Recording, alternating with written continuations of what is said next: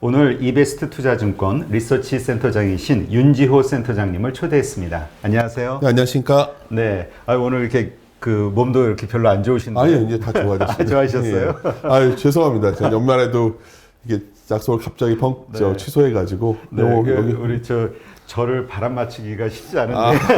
죄송합니다. 아님 농담이고요.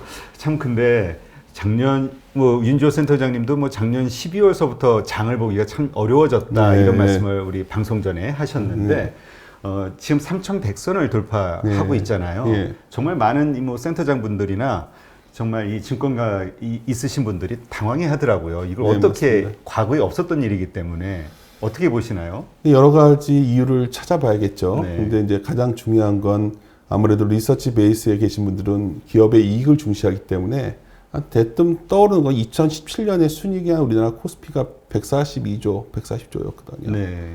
근데 그때 한 2,600 정도였지 않습니까? 그러니까 네. 여기 슈팅이 나와도 한 2,700, 800 아닐까? 뭐 이런 생각을 갖고 있었던 거죠. 일단 근데 결국 기업이 장기적으로 이익의 함심에도 불구하고 뭔가 변화가 생길 수가 있다는 기대감들이 연초에 많이 반영되게 있는 것 같아요. 그게 첫 번째 이유인데 결국은 한국의 어떤 대표 기업들의 제조 경쟁력 이거에 대한 좀 더 신뢰가 높아졌다가 첫 번째 있는 것 같아요. 그리고 또 하나 누가 뭐래도 정말 제가 깜짝 놀랐어요. 이런 걸. 다 당황했던 거는 우리 시장에 결국 개인 투자자들이 들어왔다는 그 자체죠. 근데 들어왔다는 자체자보다 일단 어마어마하게 강하게 매수를 하고 있다는 거예요. 기억나실지 모르지만 대표님 옛날에 주식한다 그러면 좀 사람들이 주식 왜 해? 이런 분위기였죠. 그렇죠. 너 큰일 날려고 그래. 망하려고. 근데 요즘은 인식이 변했죠. 근데 잘 기억하셔야 되는 게 이제 결국 이 돈이라는 거는 결국 돈의 수익률을 쫓아다니는 거잖아요. 그렇죠. 근데 그러니까 돈이 근본적으로 많이 들어왔던 때가 2019년 사실 1분기 때부터 돈은 들어오기 시작했어요. 서서히.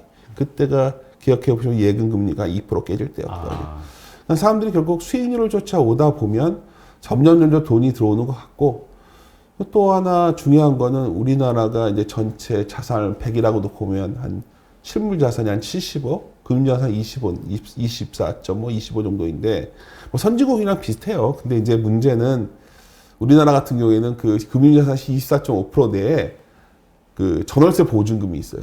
그렇죠. 6.2%가. 네. 그러니까 사실 이쪽에서 돈이 얼마나 넘어온다는 기대감들이 생기니까 앞으로 돈이 많이 들어올 거야 막연했는데 정말 돈이 계속 쌓여 있으니까. 그리고 무엇보다 정부 정책이죠. 뭐 표현하기는 좀 그렇지만 애국 개미란 말도 나오더라고요. 저 그렇게 감정적인 건 동의하지 않는 편이지만 여하튼 그런 우호적인 상황이 맞물려서 어떠면 시장의 어떤 레벨 자체를 좀 올려놓는 것이 아니냐 이렇게 생각하고 있습니다. 네. 그러니까 지금 보통 우리 과거에 있었던 증시 격언들 보면 네. 외국인이 매수할 때 하고 네. 개인이 들어오면은 팔아야 되고 오히려 손해를 보니까 이런저런 얘기들이 있었는데 이게 다 틀려진 말이 되는 것 근데 같아요. 사실 그렇진 않았어요. 그래요? 2004년부터 7년까지 장을 보시면 외국인들은 팔았어요. 그때부터. 그때 누가 샀냐면 소위 우리나라 국내 펀드 열풍이 불었잖아요. 미래에셋을 포함한. 그죠. 인사이트 펀드 인사이트, 그렇죠. 그러면서 이제 그때는 개인의 돈들이 그 펀드로 갔던 거죠. 그래서 외국인 물량을 받아내면서 굉장히 높은 상승이 왔고, 이번에는 좀 색다른 게 바로 직접 투자로서 들어왔던 거죠. 그래서 좀 비슷한 시기가 언제일까 상당히 고민해 보는데, 하여튼 새로운 단계인 것 같고요. 근데 하여튼 우리나라만의 현상은 아니에요, 근데. 혹시 제가 상당히 재밌었던 게 뭐냐면, 혹시 제가 적어왔는데 데이브 포트노이라고 아십니까 혹시? 아니요, 저 모르겠는데. 이게 원래 스포츠 도박 사이트 운영하는 분이었는데 또 엄청 유명합니다. 미국에서도 어떤 그 사람이 하고 있는 어떤 투자 쇼에는 아주 수십만이 접속을 해요. 근데 하여튼 그 워렌 버핏이 옛날에 이런 말을 했잖아요. 투자할 때 가장 중요한 원칙 첫 번째는 돈을 잃지 말아라. 그렇죠. 두 번째는 잃지 말아라. 세 번째는 일과 일을 잊지 말아라 했어요. 근데 이 포트노이가 이제 워렌 버핏을 많이 깠었어요. 그 사람이 뭘 팔았을 때 난 샀다 하고 막 이랬는데 이 사람의 일원칙이 뭐냐면 stocks only go up. 주식은 올라간다. 그 두 번째 원칙은 그에 대한 의구심이 들 때 다시 원칙 1을 지켜라.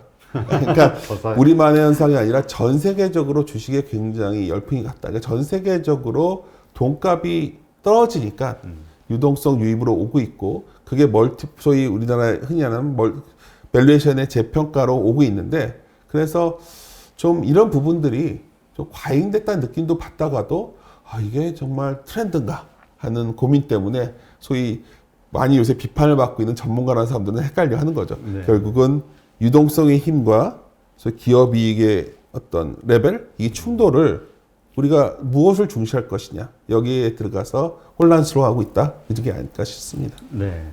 그러니까 조금 전에도 말씀하셨듯이 2007년도, 2008년도까지 뭐 여러 가지 그 펀드 이런 것들 때문에 개인들의 자금이 엄청나게 이동했잖아요. 근데 네. 100조 이상 들어갔었죠. 맞죠. 예.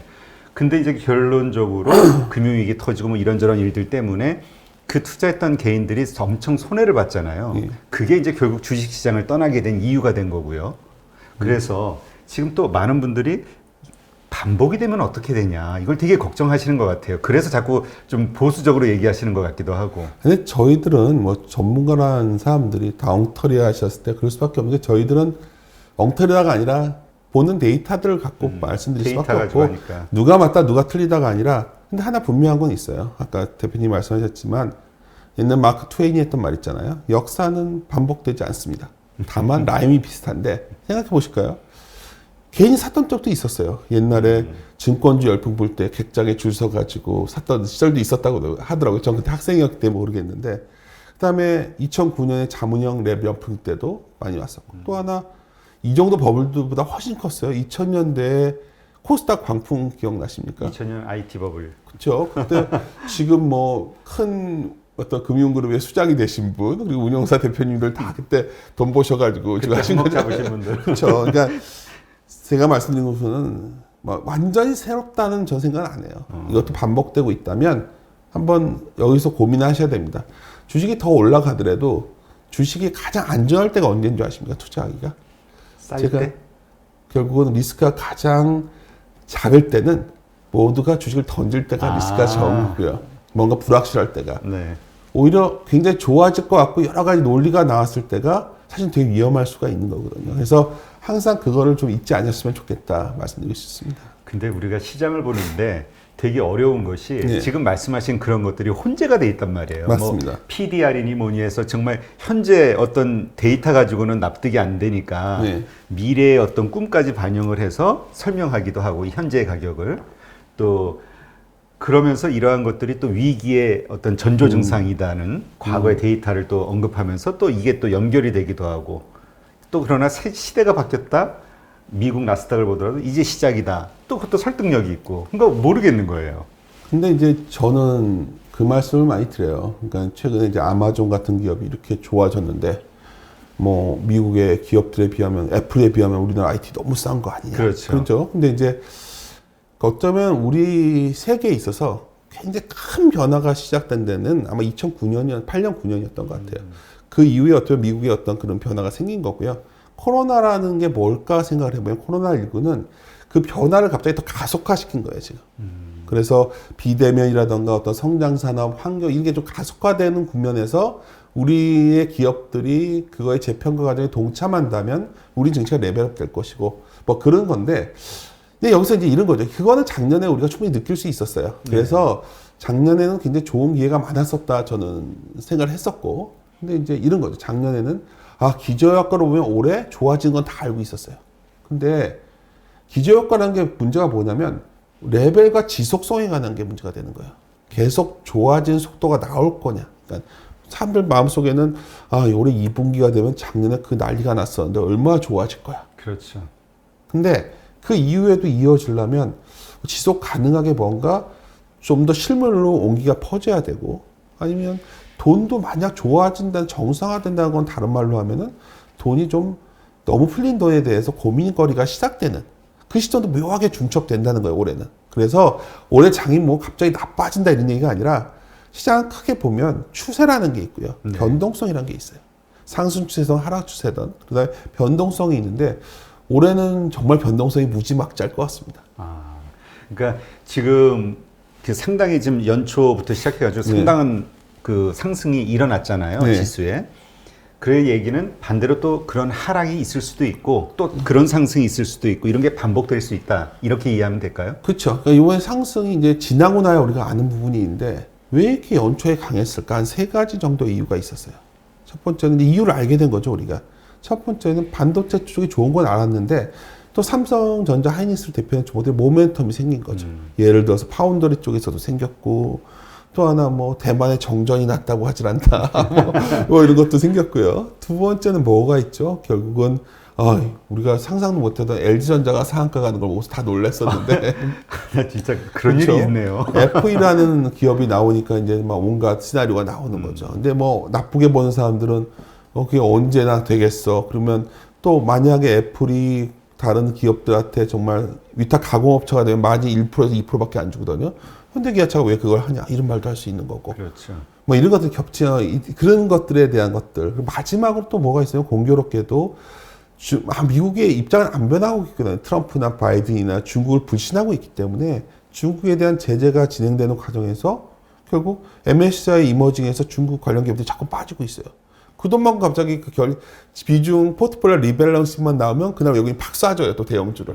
이게 그러니까 묘하게 이런 게 겹치는 상황에 있고 또 제일 중요한 거는 결국 어떤 개인들이 과거처럼 주가가 밀려도 두려워하지 않고 사서 쟁이고 있다는 거죠. 그래서 그 힘만 모아져서 폭발적으로 가고 있는데 저는 항상 말씀드리지만은 결국 주가라는 거는 그러한 막 뭔가 사람들이 막 너무 도취하고 막 이러는 국면보다는 뭔가 좀 불안해하고 이럴 때 사는 게 저 같은 스타일은 선호하기 때문에 오히려 이런 장에 대해서는 상당히 애를 먹고 있는 상황입니다. 네. 예. 아니 근데 기본적으로 리서치 센터에 계시는 분들은 기본적으로 이렇게 데이터 중심으로 생각할 수밖에 없으니까 좀 보수적이신 것 같고, 예. 진짜 뭐라 그러죠? 그 영업하시는 네. 그런 쪽은 뭐 그 감으로 심리를 가지고 막 시장을 보고 얘기하니까 좀 세신 것 같고. 무슨 다 같이 데이터를 보시겠죠. 근데 뭘 보냐의 차이가 있고 아무래도 저희들 같은 경우에는 오히려 좀 많이 안 좋을 땐 좀 강하게 외치는 편이고 저희 하우스 스타일은 제가 리서치 하우스를 꾸며놨을 때 가장 1원칙으로 삼은 게 좋은 기업과 좋은 주가는 다르다는 원칙이었거든요. 그러니까 좋은 기업은 좀 주가가 좋은 주식과는 다르다는데 좋은 주식은 좋은 기업이 좋은 주가에 있을 때가 좋은 주식이지 좋은 기업만 갖고서는 안 된다는 생각이어서 좀 그렇게 보다 보니까 좋은 기업들이 약간 요즘도 많아요. 이렇게 지지다 보면. 근데 그래도 아주 좋은 기업들이 좀 좋은 주식을 벗어나 있어서 좀 버거워하는 편입니다. 예. 네.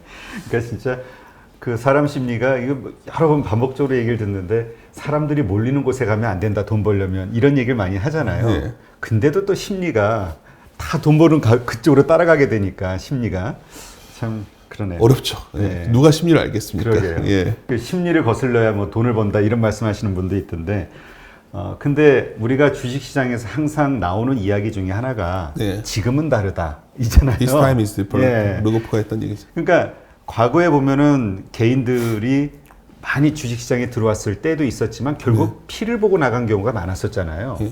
이번에는 뭐가 다를까? 저는 이번엔 다를 것 같아요. 네. 왜냐하면 우리 경제가 굉장히 이제 좀 어디 돈 벌 데가 별로 없거든요. 그러니까 사람들이 어쩌면 할 수 있는 게 많지 않기 때문에 좀 그 투자 쪽에 관심을 많이 갖는 것 같고요. 두 번째는 정부 정책이죠, 누가 뭐래도. 뭐 이렇게 우호적이었던 적은 없는 것 같아요. 만약 이게 맞냐 틀리냐는 다음 문제입니다. 어떻게든지 이게 하지만 어떻게든 주식 쪽에 대해서 우호적 발언을 계속하고 있고, 심지어 너무나 있어야 되는, 이런 말은 또 욕을 먹겠지 모르지만, 공매도라는 게 결국 어느 나라에나 있는 제도임에도 불구하고 여러 가지 상황을 고려해서 어떤 그거를 더 연장할 것도 고민할 정도로 그렇죠. 지금 정부가 우호적이라는 거죠. 그래서 이런 걸 감안한다면 이번에 개인들의 투자가 또 하나 굉장히 중요한 게 하나 있어요. 굉장히 스마트해졌다는 걸 느끼는 게 뭐였냐면 저희들도 여전히 탑픽이 작년에 자동차와 반도체였는데 제가 놀란 게 왜 그걸 봤냐면 전 세계 피어 대비해서 동종 업종 내 가장 디스카운트가 심했던 게 반도체와 자동차였거든요. 네. 개인들이 그걸 강하게 사는 걸 보니까 상당히 전 스마트해졌다 보고 있습니다. 그래서 이런 어떤 주식에 훈련되고 이런 사람들이 늘어났다면 아마 우리 건조한 주시장 발전도 이번엔 좀 도약하지 않을까 이렇게 보고 있습니다. 네. 그런 분석하시는 분도 있던데요. 우리 유튜브가 됐든 아니면 이 SNS의 이 활성화를 통해서 네. 개인들 간의 어떤 네트워크, 그다음에 정보의 비대칭성이 완전히 사라지는 오히려 막 고급 정보들이 쉽게 돌아다니는 이런 게 되면서 개인들이 말씀하신 대로 스마트해지고 액션을 취하는 게 되게 빨라졌다. 순식간에. 그래서 이번에는 이러한 현상은 완전히 주식시장의 과거와는 다른 앞으로 미래를 열 것이다. 이렇게 보시는 분도 있던데 어떻게 생각하세요? 근데 이제 뭐 주시하는 게 뭐 엄청난 비밀스러운 정보 이런 거에서 움직이는 게 아니라 다 공표된 정보가 반영되는 거라 좀 보거든요. 근데 물론 그거보다 대표님 같은 분들이 끊임없이 시장에 대해서 다양한 시각도 비춰주고 또 이런 좋은 채널들이 많이 생겼기 때문에 거기서 개인들이 깨닫고 내가 뭐 변화한 부분이 있을 거고요. 근데 정보에 관한 거는 저는 오히려 너무 많은 정보가 노이즈가 될 거라 보고 있습니다. 근데 뭐 그런 게 중요하진 않다 봐요. 제가 제가 지금 55인데 그래도 29에 들어와서 있는 동안에 오히려 좀 더 장기적으로 지속 가능한 투자를 해온 그런 분들의 공통적인 특징 중에 하나가 뭐 너만 알고 있어 이런 게 아니라 너무나 우리가 알고 있는 뻔한 상식들, 어떤 상식에 기반한 어떤 소음을 제거한 주요 데이터를 선별해서 장기적으로 추적해 간다는 거죠. 뭐 단적인 예가 이런 거가 있을 거예요. 뭐 예를 들어서 우리가 이제 뭐 우리 주식 IT가 싸다 했을 때도 뭐 이런 비교를 해보거든요, 저희들이. 어떤 분들은 이제 괜히 자극적인 걸 좋아하시는 분들은 우리나라 IT는 너무 할인율이 높아 이런 말을 하겠지만 또 반면에 여러 가지 이유가 있어요. 그냥 ROE가 낮기 때문에. ROE가 낮기 때문에. 예를 들어서 글로벌한 IT들 평균이 27, 28%인데 ROE가 우리나라는 한 11% 정도고 애플이 왜 이렇게 좋냐? ROE가 70%예요. 왜냐면 자사주 매입 소가고 하니까 그런 것들에 대해서 좀 더 중요한 데이터를 정확히 아는 게 매우 중요하다 봅니다. 저는. 그래서 아마 주린이 분들도 그런 쪽으로 더 진화하지 않을까 이렇게 생각하고 있습니다. 네. 그렇다면 지금 어쨌든 지수가 빠르게 오르고 있고 또 반면에 뭐라 그러죠? 그 중소형주는 좀 아직 덜 움직이고 있다. 네. 뭐 이런 얘기도 있고 하여튼 이러한 시장인데 어떻습니까? 이게 너무 급속하게 오르는 거에 대한 부담 때문에 조정 걱정하시는 분들도 있거든요. 저는 뭐 조정 이런 걸 우리가 정확히는 알 수는 없는데 저에게 현 레벨이 좀 싸냐 비싸냐 물어본다면 싸진 않답니다. 근데 싼 주식은 많이 있답니다. 그렇다면 우리가 주시해야 되는 거는 뭐 대형주냐 중소형주냐 뭐 여러 가지 얘기를 하지만 본질적으로 주식 투자라는 거는 뭐 경기도 얘기하고 다 하지만 저희들이 갖고 있는 기본 생각은 좋은 기업들이 좀 매력적인 가격에 있는 게 많으면 되게 편해지는 뭐 주식을 사서 좀 물릴 수도 있는 거고. 근데 이제 좋은 기업들이 상당히 비싸져 있기 때문에 그런 것들은 조심하셔야 된다는 거예요. 그게 중요한 포인트가 될 것 같고요. 제가 이제 조정이란 말을 했을 때 굉장히 거부감들이 심하시더라고요. 무조건 주식은 아까 제가 약간 데이비드 포트노이라는 사람을 비웃은 겁니다. 굉장히 잘 모르고서 함부로 하는 행운을 실력으로 착각한 사람의 대표적인 예가 이런 거거든요. 주식은 오를 때 접하면 그냥 오를 것 같다. 근데 그렇죠. 반대적으로 시장에서 오래 살아남았던 사람 중에서 아마 대표님도 아시겠지만은 피터 리치 같은 사람들은 항상 그런 말을 했었죠. 그러니까 항상 겨울이 있다. 그러니까 자기가 고향이 어디였죠? 미네소타인가 그랬었는데 자기 거기는 항상 겨울이 온다. 근데 겨울에 중요한 건 이거예요. 특별한 일도 아닌데 일상적인 일이라는 거죠. 미네소타의 추위가. 근데 여기서 중요한 게 있습니다. 추위가 왔을 때 좋은 기업을 갖고 있는 사람은 버틸 수가 있을 거고요. 또 좀 더 싸게 갖고 있으면 더 버티기가 쉬울 거고요. 지금 아무리 좋아 보여도 지금은 나는 주식에 장기 투자자가 되고 나는 끄떡없어 하지만 참 주식이 부동산과 다른 게 딱 하나가 있거든요. 빨리 팔 수가 있고요. 그렇죠. 너무 정보를 많이 보여줘요. 그래서 못 견딘다는 추가락을 견딜 수 있는가? 피터 린치의 질문은 매우 중요합니다. 이거는 결국 현 시점에서 우리가 얼마나 주가 빠지냐 뭐 이걸 묻기 전에 스스로의 포트폴리오가 뭐 흔들렸을 때 버틸 수 있는 걸 고민한다면 최소한 뭐 내 주식을 살 수 있는 돈 외에 이만큼을 더 부채를 산다거나 또 주식이 100%여서는 안 된다는 거죠. 적절한 현금을 갖고 가면서 뭐 어떻게 대비를 하셔야지만 내가 갖고 있는 좋은 기업을 휩쓸려서 팔지 않게 되는 그런 포트폴리오를 관리할 수 있는 그런 그게 가능하지 않을까 저는 이렇게 판단합니다. 아니 지금 센터장님 말씀하신 게 그 단어 그 워딩이 되게 마음에 와닿는 게 네. 당신은 추가 하락을 버틸 수 있는가? 아니 하락이 불현듯 나온단 말이에요. 그렇죠. 근데 자꾸 사서 말인데 아니 제 얘기가 아니라 피터 린치가 비팅 더 스트리트에서 했단 말이에요. 이 사람이 제가 적어왔어요. 그럼 제가 좋아하는 말이어서 일상적이라는 거죠. 근데 계절처럼 겨울이 오는데 약간 이것도 나중에 농담처럼 여담으로는 못 버틴다고 보더라고요.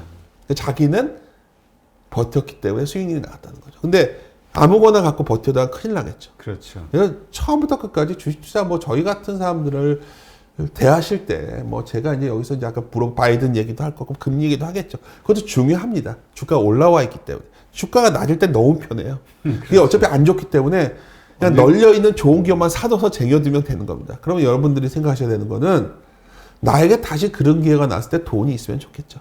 그렇죠. 그거의 관건이라는 거죠. 그래서 젊은 세대 분들이 만약에 주식으로서 큰 돈을 벌고 싶으시다면 다시 한번 큰 위기가 왔을 때 내가 돈이 많아야 되니까 일상생활을 열심히 하셔서 돈을 모아야 되고 고정적인 수익원이 하나 있어야 되고 그게 없이는 안 되는 거예요. 그래서 그리고 정말 뛰어난 트레이더는 매일 상한가 따라잡기도 하고 여러 가지 기법을 해서 하는 그런 방법이 있죠. 제가 이제 주위에 요즘 워낙 주식들 많이 하니까 조카들이 전화가 와요.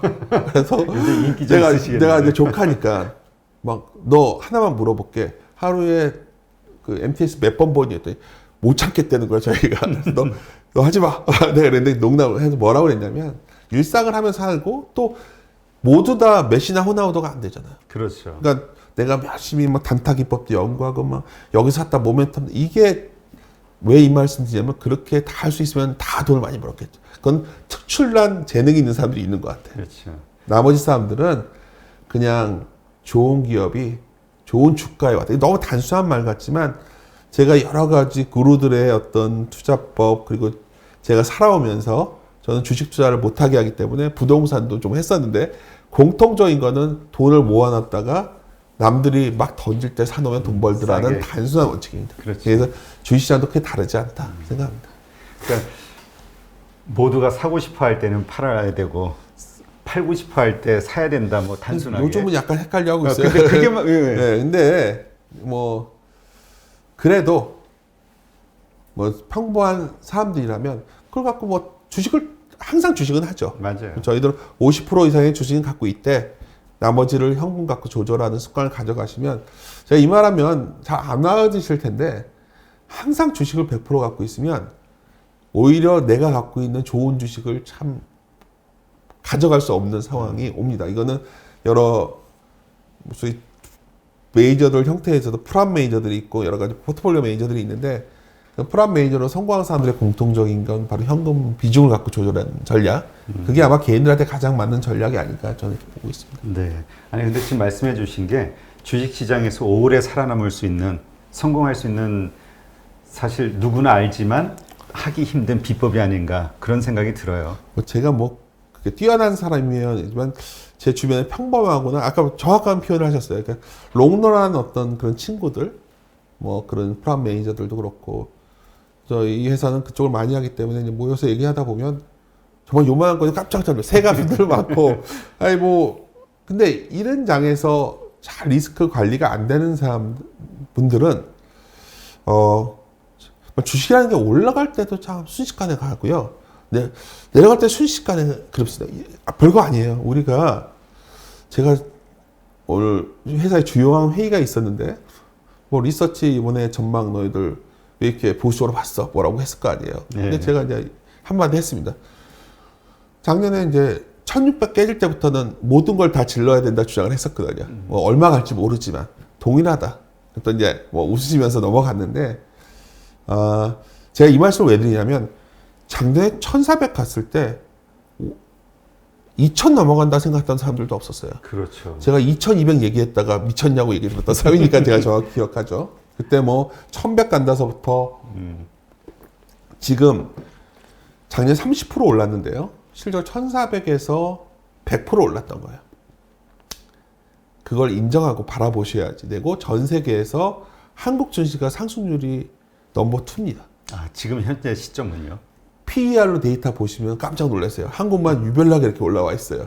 그러니까 여러 가지 이유가 있죠. 그리고 이제 이랬을 때 제가 많이 듣는 말이 뭔 얘기를 하냐. 한국 증시가 글로벌 보면 이제 15배, 15.5배인데 전 세계 평균이 얼마냐, PER이.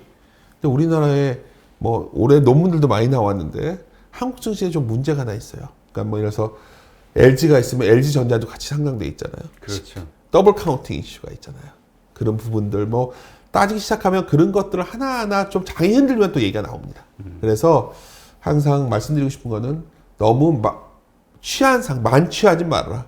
좀 즐기되 기분을 말씀드리겠어요. 알겠습니다. 하여튼 뭐 지금 특히 올해 작년에 시장 들어오신 분들, 투자 시작하신 분들은 아마 이거 명심하셔야 될 것 같아요. 이 시장이라는 게 뭐 보편적으로 누구나 다 이야기하는 게 개인 투자자들이 80% 90%가 돈을 잃었다라고는 말이 있잖아요. 그만큼 요즘은 어려운 시장이니까. 그러니까 요즘은 아닌데. 그러니까 그럴 수도 있다라는 거니까. 실화인데요. 이런 말을 들은 분이 있다고 하더라고요. 어디에서 이제 뭐 이렇게 이렇게 하여튼 뭐 활동으로서 이렇게 비대면으로 상태 강연회 같은 걸 했는데 질문이 아주 이런 질문이 나왔답니다. 왜 이렇게 어렵게 생각한 주식은 사고 안 팔면 오르는데 왜 그 펀드 매니저 같은 사람들은 자꾸 안 좋을 때 줄였다 늘렸다 하냐. 그렇게 바보 같냐 당신들은 뭐 이래서 순간 너무 당황했지만 하여튼 작년만 놓고 보면 그게 맞았으니까요. 근데 그렇죠. 주식은 혹시 기회가 되면 하워드 막스라는 사람인데 책 한번 꼭 읽어보셨으면 좋겠어요. 극단에서 극단으로 간다는 거예요. 시계추처럼. 사람들의 심리도. 그렇죠. 그러니까 미스터 마켓의 조울증이라는 표현을 많이 쓰는데 정말 많이 저도 배신을 당했지 않겠습니까? 미스터 마켓에. 근데 이제 그건 놓치지 마셔야 돼요. 항상 기업만 중시해서 봐야 되지만 마켓의 조울증이 나올 때는 언제냐면 극단에 있을 때입니다. 바닥에 가까워졌을 때 상단에 가까워졌을 때는 미스터 마켓이 정말 말도 안 되는 행동들을 하거든요. 항상 그럴 여지가 있음을 밸류에이션을 보고서 가늠하시는 습관을 가지셔야 아까 말했던 워렌 버핏이나 많은 그루들이 했던 것처럼 잃지 않는 투자자가 돼야지 돈은 쌓여가는 거죠. 한 해에 왕창 버는 것보다는 꾸준한 장기적 투자자가 되려면 결국 그게 옳은 판단이 아닐까 보고 있습니다. 네, 알겠습니다.